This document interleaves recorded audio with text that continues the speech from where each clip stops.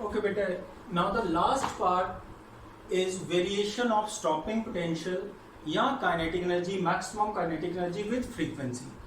तो बेटे मैं ग्राफ अभी प्लॉट करवा रहा हूँ, पर ये जब हम लोग इसे मैथमेटिकली भी जब कर लेंगे तो और ज़्यादा क्लैरिटी होगी।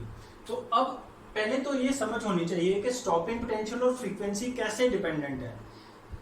तो पिछले वीडियोस अगर आपको समझ आए हैं बेटा, तो आपको ये समझ होनी चाहिए कि फ्रीक्वेंसी बढ़ाने से क्या हुआ था।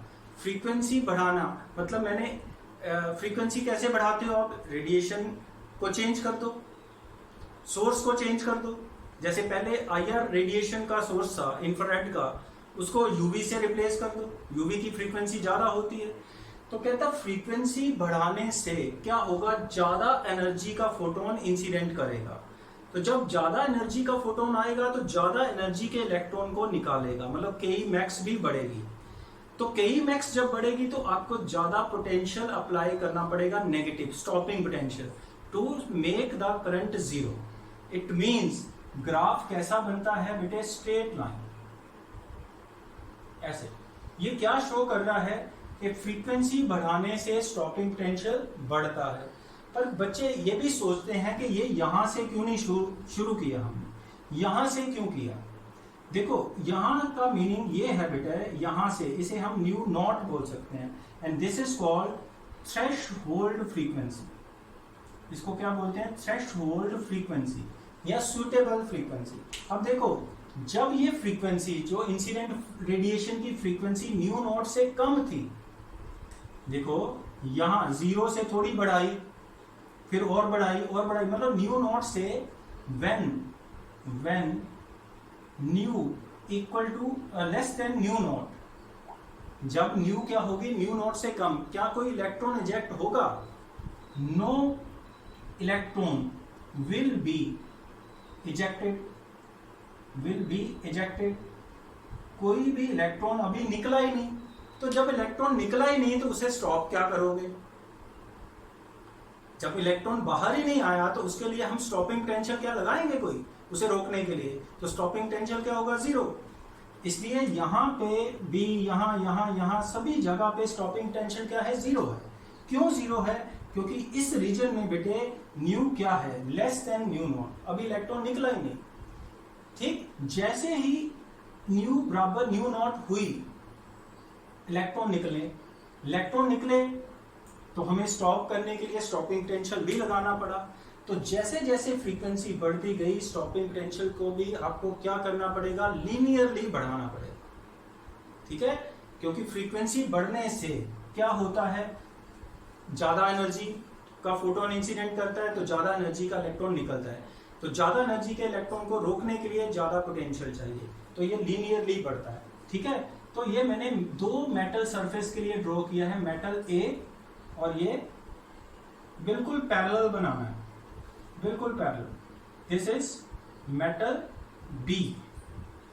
ठीक है, ये है nu A, nu naught A, मतलब threshold frequency for metal A, and this is for threshold frequency for metal B. इसे आगे प्रोड्यूस किया तो ये y इंटरसेप्ट होगा ये। ठीक है, इसे हम आगे जाके प्रूव करेंगे। This is written as W naught by E। ये किसके लिए? A के लिए। ये किसके लिए? B के लिए, बाय E। ठीक है, ये y इंटरसेप्ट, ये कहां से आया ये आगे पढ़ेंगे, अभी नहीं।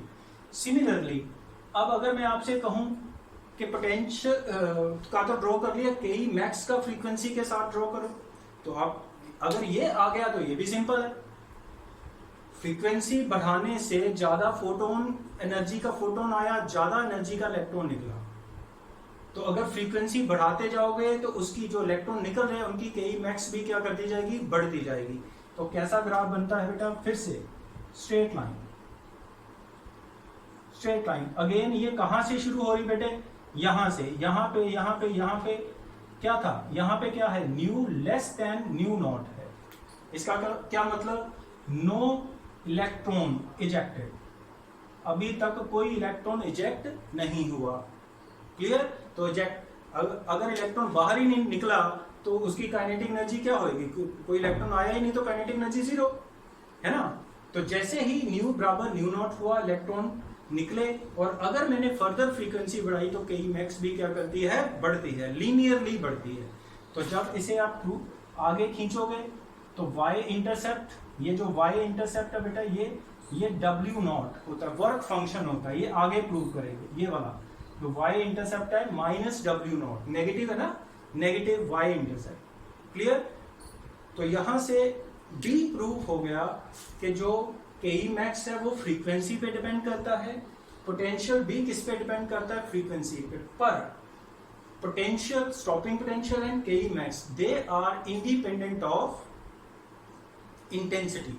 तो हम अगर इसको कंसाइज करें सारे कॉन्सेप्ट को, तो क्या हमने सीखा बेटे, इस पूरे में क्या सीखा कि इंटेंसिटी जो होती है डायरेक्टली प्रोपोर्शनल टू n होती है।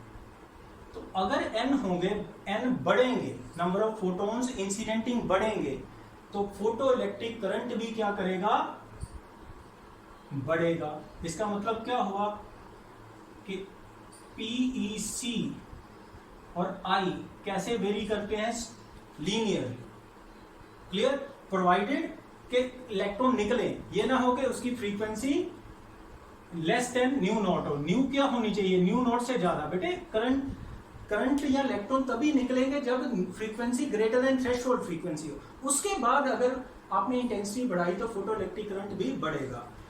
अच्छा, और कि जो PEC है, फोटो इलेक्ट्रिक करंट, इंडिपेंडेंट है, इंडिपेंडेंट ऑफ किसके, न्यू के, फ्रीक्वेंसी के ऊपर ये डिपेंड नहीं करता। ठीक है? और stopping potential and K max, stopping potential and K max किस पे डिपेंड करते हैं बेटे, depends on frequency but independent